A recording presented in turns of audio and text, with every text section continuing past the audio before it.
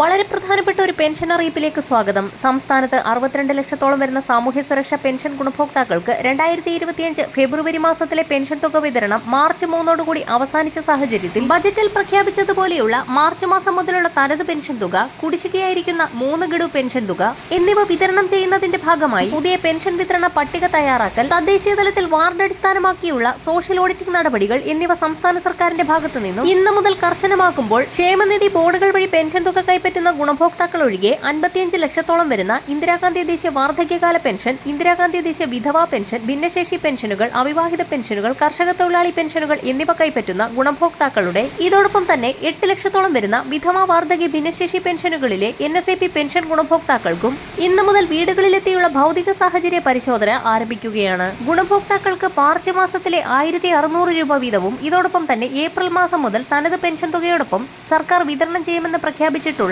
3 ഗഡു പെൻഷൻ തുകയായി 4800 രൂപ വീതമുള്ള പെൻഷൻ തുകയുടെ വിവിധ ഘട്ടങ്ങളിലായുള്ള വിതരണവും ആരംഭിക്കുന്നതിന്റെ ഭാഗമായി ഏറ്റവും പുതിയ വിതരണ ലിസ്റ്റ് തയ്യാറാക്കിയപ്പോൾ അനർഹമായി ക്ഷേമ പെൻഷൻ കൈപ്പറ്റിയ 1457 സർക്കാർ ജീവനക്കാരുടെ പേരും തസ്തികയും വകുപ്പുമടക്കം സർക്കാർ ലിസ്റ്റ് പുറത്തുവിട്ടു. വകുപ്പ് തിരിച്ചുള്ള പേര് വിവര പട്ടികയിൽ ഭൂരിഭാഗവും പാർട്ട് ടൈം ജീവനക്കാരാണെന്ന് വ്യക്തമായിരിക്കുകയാണ്. കൈപ്പറ്റിയ പെൻഷൻ തിരിച്ചുപിടിക്കുന്നത് 18% പലിശ നിരക്കിലായിരിക്കും. കർശന പരിശോധന മറ്റുള്ള പെൻഷൻ ഗുണഭോക്താക്കളിലേക്ക് നീളുമ്പോൾ 2000 ചതുരശ്ര അടിയിൽ കൂടുതൽ വിസ്തീർണമുള്ള വീടുള്ളവർ, വാർത്ത കെട്ടിടമുള്ളവർ, വീടുകളിൽ എയർ കണ്ടീഷൻ, 4 ചക്ര വാഹനം എന്നിങ്ങനെയുള്ളവർ, മറ്റ് പെൻഷനുകൾ കൈപ്പറ്റുന്നവർ, 1 ലക്ഷം രൂപയിൽ കവിഞ്ഞ വരുമാനമുള്ളവർ തുടങ്ങിയവരും ലിസ്റ്റിൽ നിന്ന് പുറത്താക്കപ്പെടുകയും വിതരണം ചെയ്യാൻ പോകുന്ന കുടിശ്ശികയടക്കമുള്ള ആനുകൂല്യങ്ങൾ ഏറ്റവും അർഹതപ്പെട്ട ആളുകളിലേക്ക് മാത്രം ചുരുങ്ങുകയും ചെയ്യും. അതേസമയം സർക്കാർ ജീവനക്കാരും പെൻഷൻകാരും അടക്കമുള്ളവർ സാമൂഹ്യ സുരക്ഷാ പെൻഷൻ ലിസ്റ്റിൽ ഉൾപ്പെട്ടിട്ടുണ്ടെന്ന് 2023 റിപ്പോർട്ടിൽ CAG തന്നെ വ്യക്തമാക്കിയിട്ടുണ്ട്.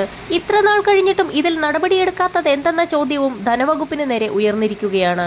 അതിനാൽ തന്നെ 2025 മസ്റ്ററിംഗിലും നിർബന്ധിത സർട്ടിഫിക്കറ്റുകൾ സമർപ്പിക്കുന്നതിൽ സർക്കാർ പുതിയ മാനദണ്ഡങ്ങൾ സ്വീകരിക്കും. വരും ദിവസങ്ങളിലെ പെൻഷൻ അറിയിപ്പുകൾക്കും മറ്റ് സർക്കാർ അറിയിപ്പുകൾക്കുമായി ചാനൽ സബ്സ്ക്രൈബ് ചെയ്യാൻ മറക്കാതിരിക്കുക.